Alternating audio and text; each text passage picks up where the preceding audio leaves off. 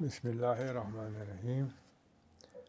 Our chief guest, Melinda French Gates, Chairman Haile Debas, and the members of the Board of Trustees, President Firoz Rasool, Provost, Deans, faculty, and staff of the university, generous donors and well-wishers of the university from around the world, distinguished guests, parents, family members, and graduates.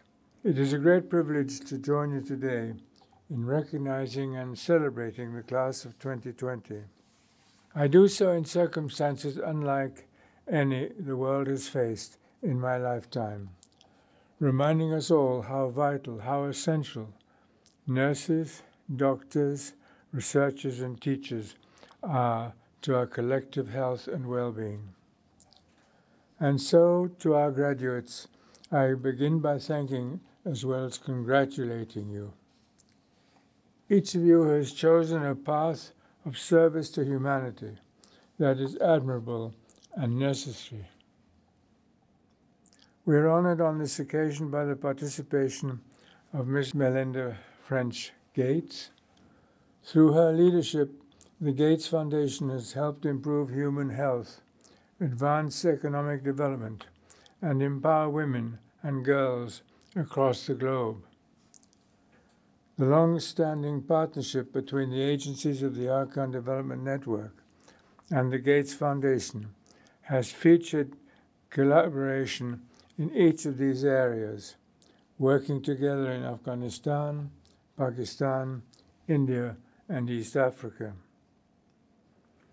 In the light of this special relationship, we are particularly pleased to welcome her to this convocation.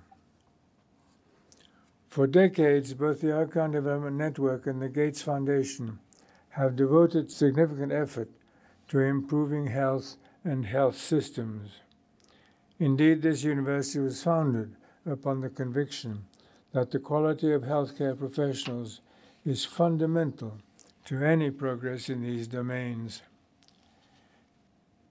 It therefore gives me great pride to see the response of AKU and its hospitals during this pandemic, undertaken with the generous support from the Gates Foundation and others. I salute the courage of AKU's healthcare staff and administration, who have worked tirelessly through months of crisis, braving these difficult times with fortitude and resolve. The university has made a critical difference, advising national governments, training public sector medical staff, working with teachers and schools, raising awareness through media and journalism, and doing everything possible to treat patients and to save lives. I would also like to recognize the resilience and agility of our university faculty and students. In these challenging times, all of you have shown impressive adaptability, dedication, and perseverance. Thank you.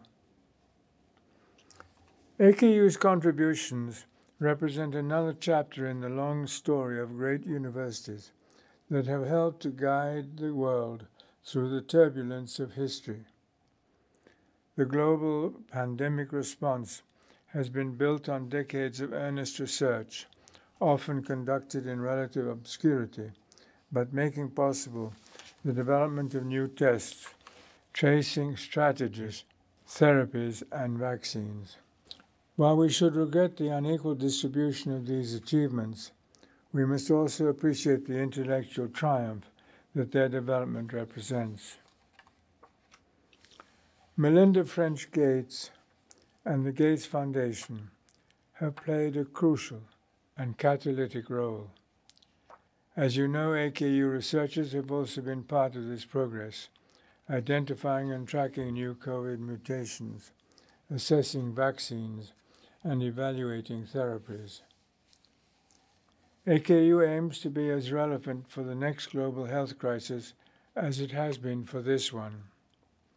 Today, AKU is building its capacity for cutting-edge research applicable to the distinctive health risks for populations in Asia and Africa.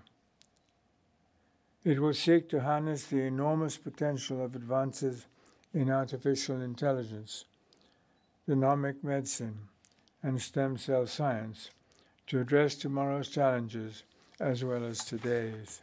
Translating this potential requires more than innovation. It requires professionals capable of complex judgments, in balance with the cultures and traditions of these regions. This is why AKU is evolving into a comprehensive university, active in the humanities and the social sciences. As our thoughts turn to the future and the bright potential of AKU and its graduates, I must pause to reflect on this moment of significant transition. Today's convocation makes a meaningful juncture in our university's history. For only the third time since our founding in 1983, AKU will have a new president. As you all know, President Rasool has asked to retire, and I have reluctantly agreed, understanding how important it will be for Firoz and Saida to spend the coming years with their children and grandchildren in Canada. Under Firoz's leadership, our university has known remarkable growth in the past 15 years. New facilities, new campuses, new faculties, and impressive new technologies. The university has also grown as a leading academic and intellectual force. AKU graduates are reaching the highest levels of qualification and accomplishment. It is most gratifying to see that some of them are now returning to AKU as faculty and leaders. These achievements are a source of great happiness for our trustees and me. President Rasool's impressive accomplishments have given us the confidence to broaden our horizons and expand our aspirations of excellence. With these aspirations in full view, I have appointed Suleiman Shahabuddin as president of AKU. Suleiman, who began his career at AKU 35 years ago, is coming home, along with his wife Zinat, who is a graduate of the university and holds a PhD in nursing. I have known Suleiman for many years. He has been the regional CEO of the Archon Health Services in East Africa for a decade, and previously CEO of the Archon Hospitals in Kenya and Tanzania. I have been continually impressed by his commitment, his capacities as a leader, and his continuing dedication to learning. Please join me in welcoming them back both to AKU.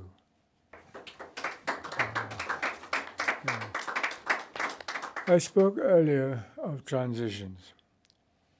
You came to this convocation as students. At the end of today's ceremonies, you will be graduates of the Archon University, stepping into new roles and new responsibilities.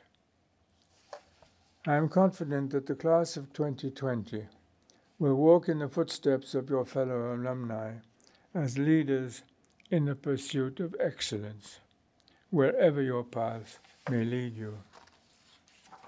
As you start that journey, this is a day for all of us to renew our commitment to an ever more hopeful future, one that will be richer in the products of human ingenuity, more just in their distribution, and more abundant in respect and compassion for one another.